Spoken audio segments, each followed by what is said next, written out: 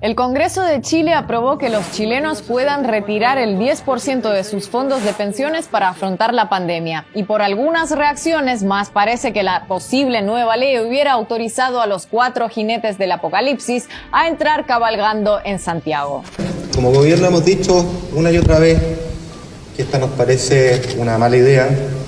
Es un muy mal proyecto que va a dejar sin pensión a millones de familias en el minuto en que más lo necesitan. Que es un riesgo bastante grande que las pensiones, que los recursos de pensiones finalmente se utilicen para fines políticos. Hoy será el 10% por la pandemia, mañana será por la gripe española, pasado por una ayuda a una zona carenciada en nuestro país. Esto no va a parar. Es que el objetivo aquí no es ayudar a la gente que está en problemas. El objetivo aquí es ideológico. Y el objetivo es destruir el sistema de pensiones chileno.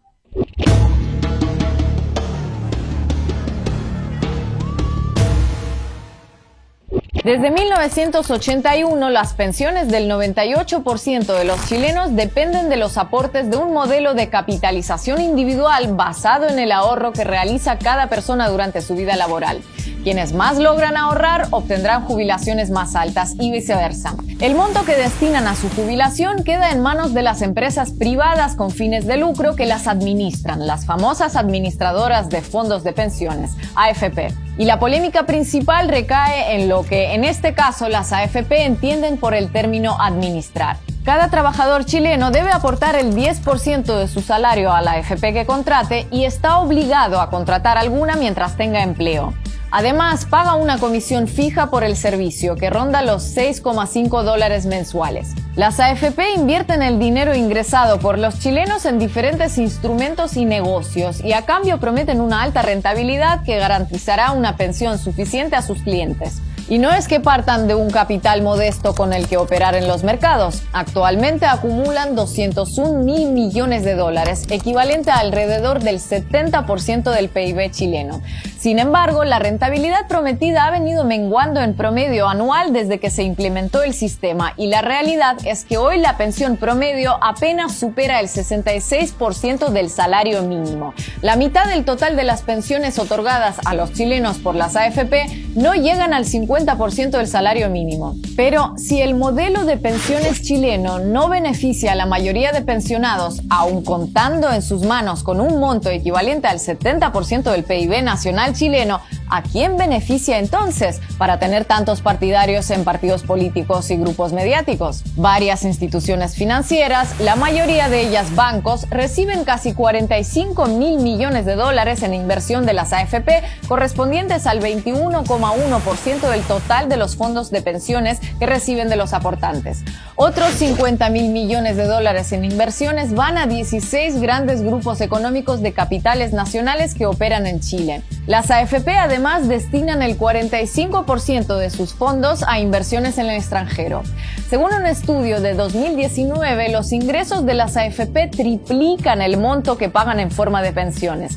Es decir, que las pensiones de los chilenos no sean mejores, en ningún caso se debe a que las AFP estén cortas de efectivo. Además, aunque teóricamente los dueños del dinero aportado son exclusivamente quienes lo depositaron de forma individual en su fondo de pensiones, lo cierto es que ese dinero está en gran parte comprometido y en buena medida sostiene al sistema bancario y financiero de Chile.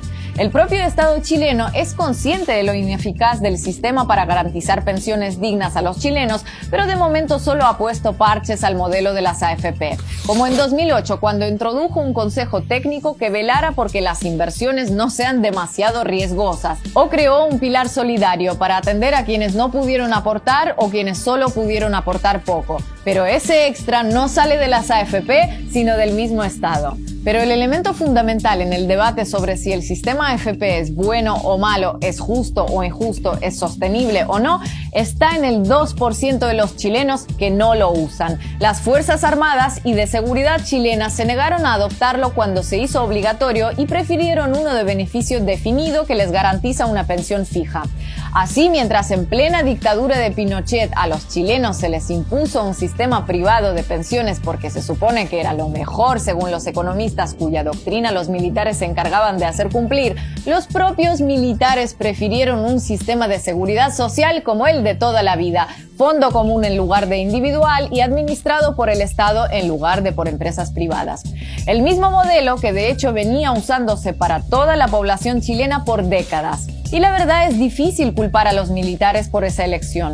Las Fuerzas Armadas y de Seguridad chilenas saben cuántos años deben cotizar como mínimo y cuál será el monto de su jubilación con casi total certeza desde el inicio de su carrera, mientras que los que cotizan por AFP solo tienen una idea aproximada. Mientras los civiles aportan un 10% a las AFP, en promedio los militares aportan apenas el 6% de su salario y necesitan menos años cotizados para recibir su pensión. Una pensión que para policías o militares es entre 5 y 9 veces más generosa que la de un beneficiario promedio de AFP. O sea, aportan menos años y menos porcentaje de su salario, se jubilan antes y sus pensiones son mucho más elevadas que las de los civiles. Así que su elección tiene poco de sorprendente.